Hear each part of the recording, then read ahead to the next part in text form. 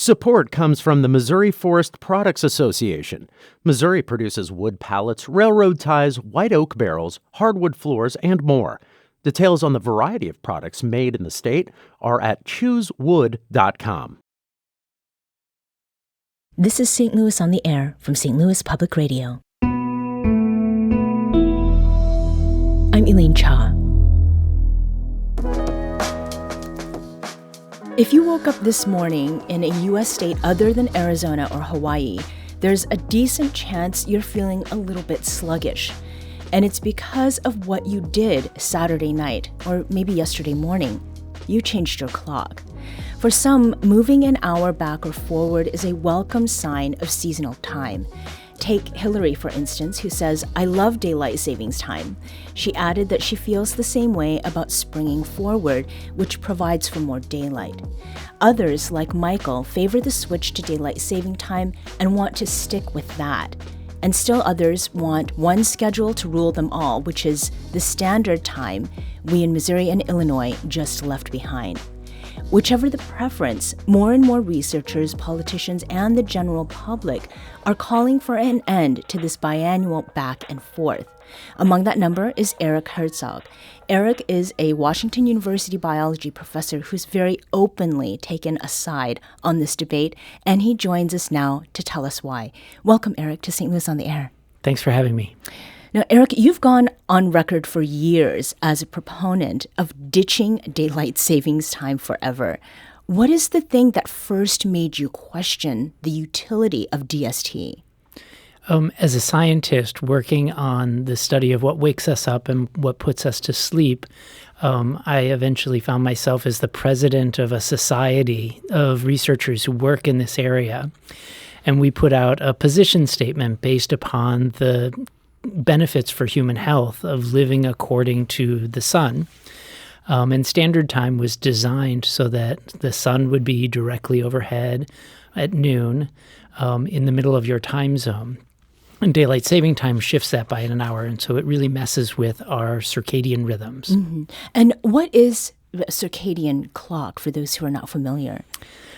Every day, if you just listen to your body, you would wake up and go to sleep on a schedule based upon an internal biological clock, something we call a circadian clock. It keeps about a 24-hour time. Every organism on this planet has a circadian clock in it that helps it synchronize to local time and anticipate the challenges of day and night. You can think of plants, for example, needing to be ready to photosynthesize during the day and then being switching their metabolism entirely to using sugars that they've made during the day during the night so they don't starve to death. Mm-hmm. Same thing's true for us. We need to eat during the day and make it through the night as we sleep. So if it's just 1 hour, what kind of disruption comes with that time change, or with time changes, both twice a year?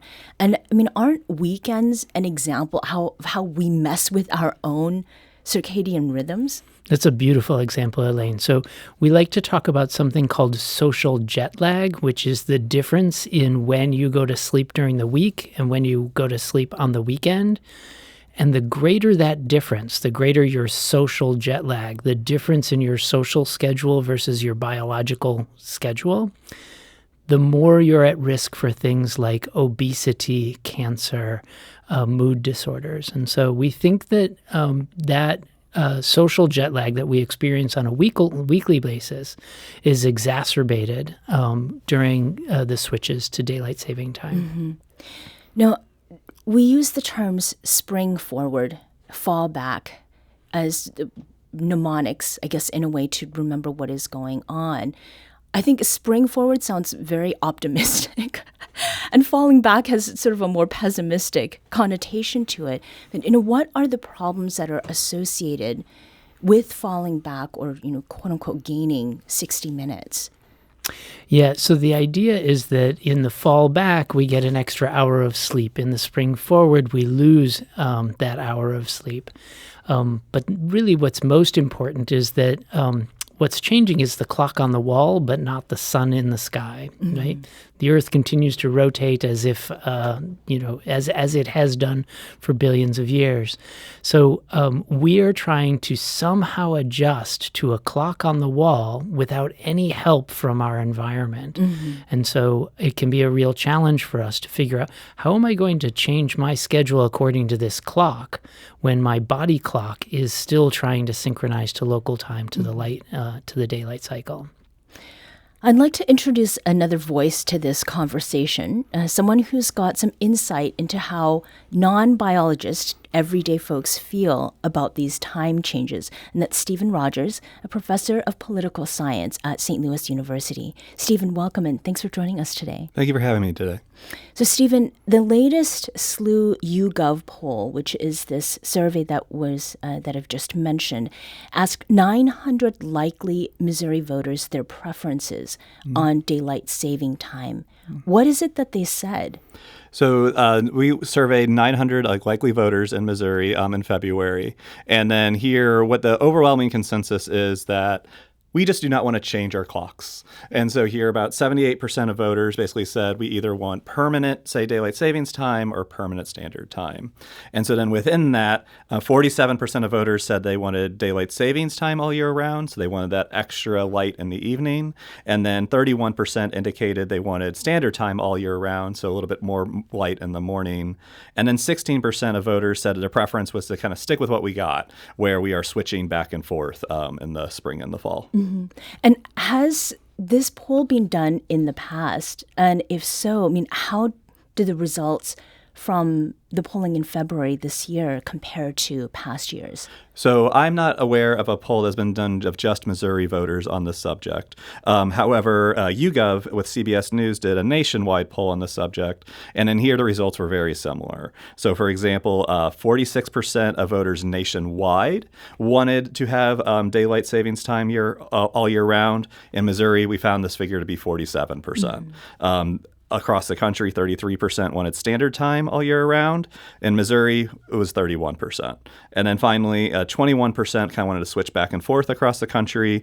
And in here, in Missouri, it was about 16%. So there weren't great differences kind of between, say, it's what Missourians appear to feel and then along with what the nation feels. And were there perhaps any demographic factors that sort of stood out when it came to differences of opinion on this subject?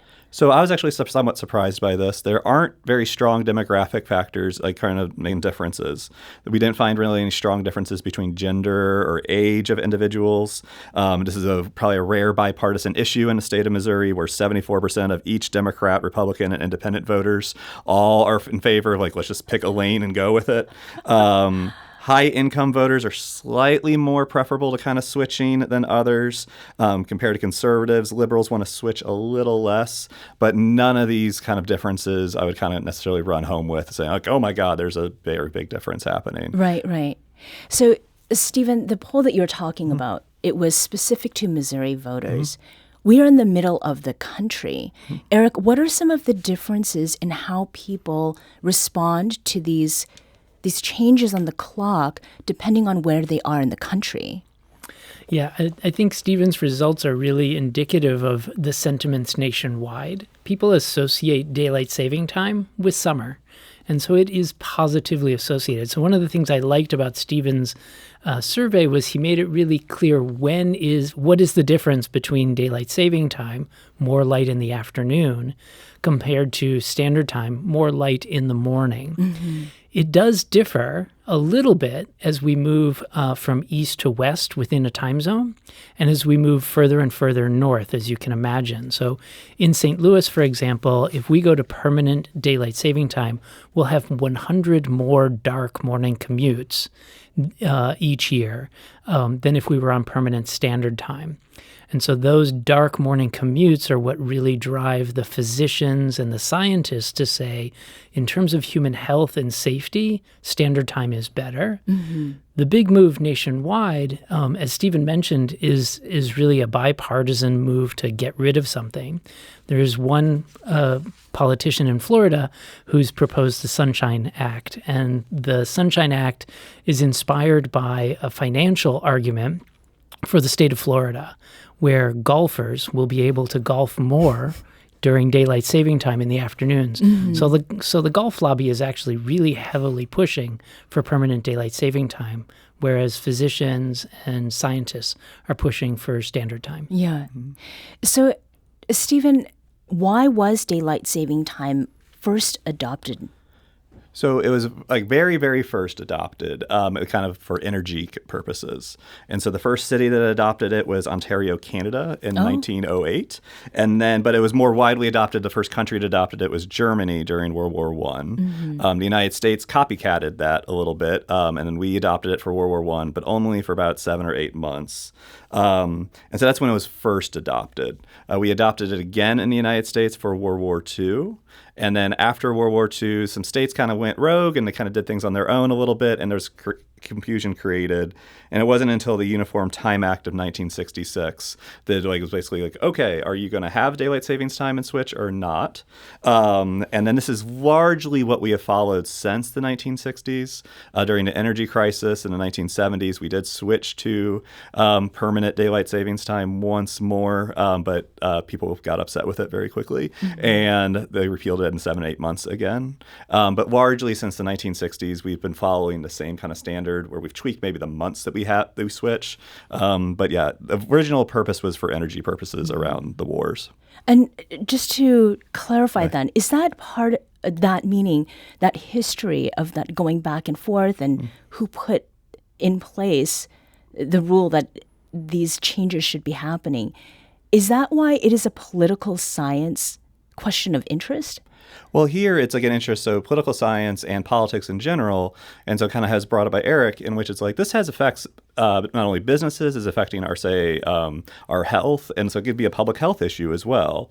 And so in here we are interested is kind of like there's other states, for example, I believe it's about 19 states already have what is known like as a trigger law that says like once the federal government basically says like you can start going how you like independently, then we can then switch automatically. And so here, if you kind of think about a trigger law, what our listeners may be more familiar with is like, remember when the Dobbs decision was struck down, Missouri instantly implemented, for example, then abortion would be illegal in the state. If the Sunshine Act that Erik kind of talked about earlier did end up passing, and then we passed one of these trigger laws, we would just kind of switch off to maybe having either always daylight savings or always standard.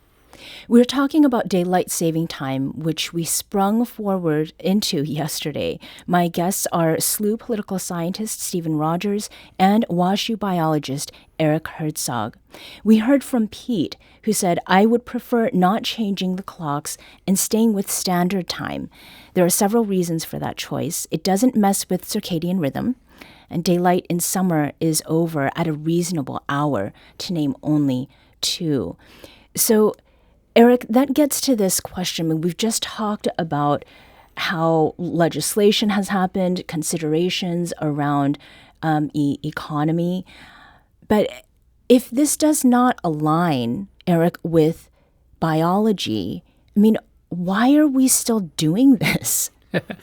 I think there is an argument to be made that there are many different perspectives and reasons that people bring to the table for why they have a preference. The one that really has impressed me over the years is that people just think of daylight saving time as summertime, and they think, I love summer, it's longer days.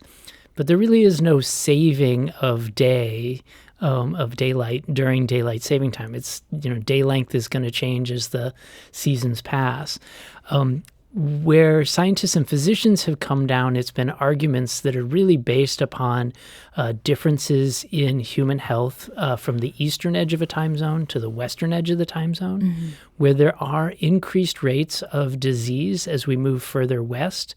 Further west, you get later and later sunrises, like during daylight saving time. And where we've tried to collect data when people went to permanent standard time or permanent daylight saving time. But in fact, it really is one of the reasons the debate keeps raging is that we don't have a lot of data to convince everybody that we will save energy, we will improve human health, we will see reduced crime. But the evidence right now is that permanent standard time would see an improvement in general in most of these categories. Mm-hmm.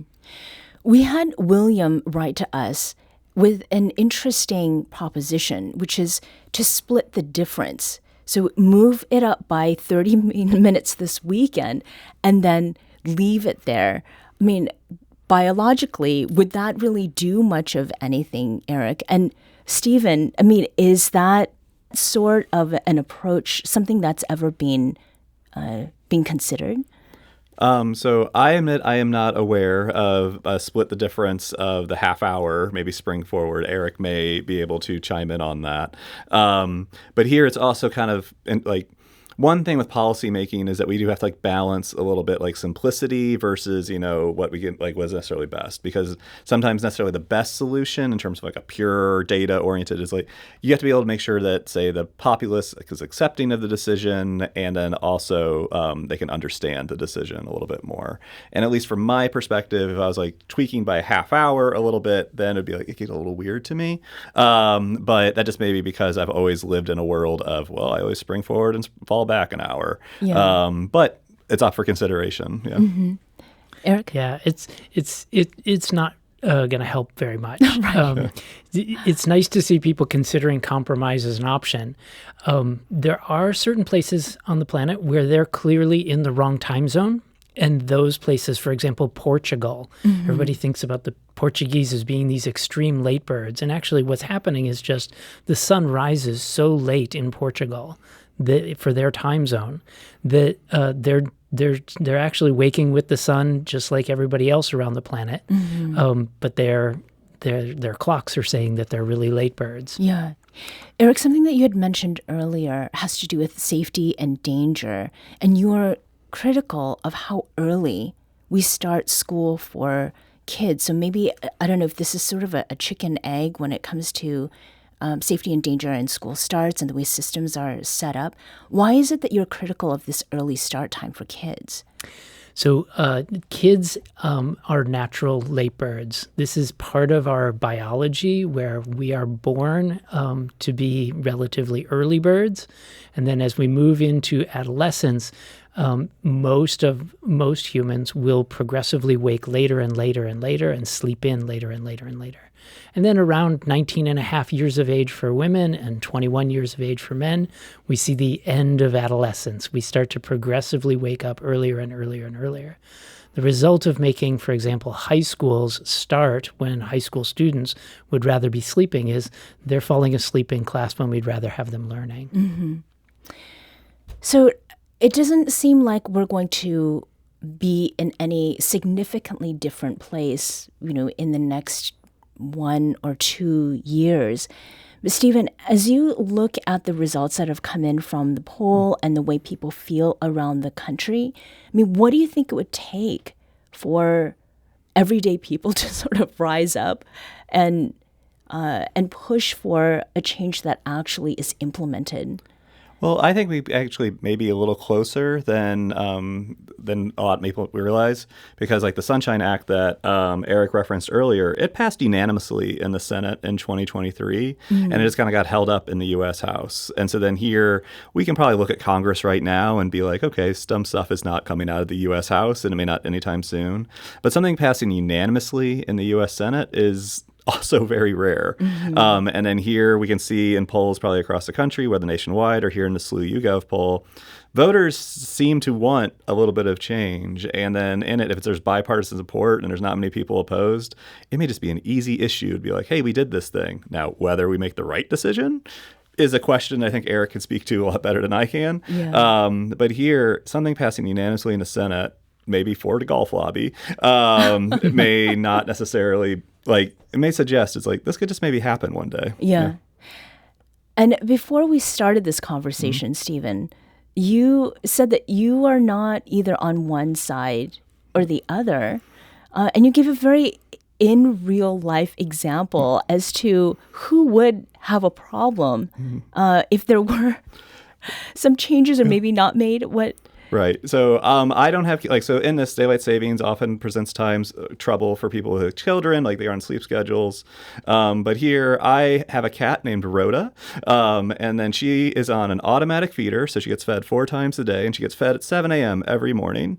However, she has her own rhythm. I don't know. She has to have a circadian rhythm, as Erik said. But she knows when she gets fed. And then when spring forward happens, she does not get fed until her clock on 8 o'clock. She does not know what's going on yet. So she comes at me and complains in the way that she can with meowing and be like, where the heck's my food? But yeah, so it takes her a little bit of time to adjust, just like probably for many parents with their kids trying to, like, when you're talking about kids in high school, I can envision my mother being like, getting Steve out of bed was impossible. And so then I wanted to be in sleep instead of AP Chem at 7 a.m. in the morning. But yeah, so this is affecting everybody in different ways, whether it be children, adults, or even my lovely cat, Rhoda. Mm-hmm. Yeah. So, Erik, what is a piece of advice that you would give to folks who are struggling after springing forward by 1 hour yesterday? Yeah, I'm afraid I can't help Rhoda very much. But for those of us who are trying to make this shift to springing to spring forward, the best thing we can do is get bright sunlight in the morning. So that will help advance our biological clock.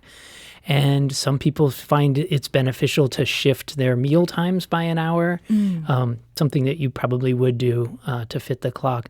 But what we find is it takes about 3 to 4 days in many different studies to see a reduction in, for example, car accidents and heart attacks. So be careful for the 3-4 days after this springing forward. Mm-hmm. The good news is when we fall back, we actually see a reduction in heart rate, heart attacks, and car accidents, but it only lasts for about a day and a half to 2 days.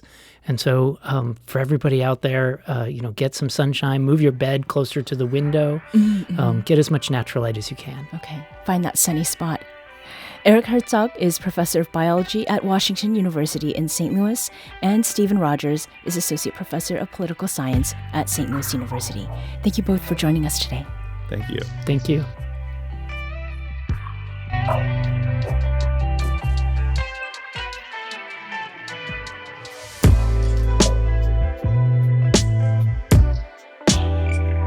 This episode was produced by Emily Woodbury.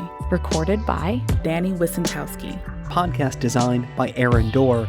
Our executive producer is Alex Hoyer. St. Louis on the Air is a production of St. Louis Public Radio. Understanding starts here. St. Louis on the Air proudly supports local artists by using music from Life Creative Group. Do you find yourself regularly listening to episodes of St. Louis on the Air? Suggest us to a friend you think might enjoy our conversations. And leave us a review and rating on Apple Podcasts on the App Store. It's the simplest way to help people discover our show. Thanks. St. Louis Public Radio is a member-supported service of the University of Missouri St. Louis.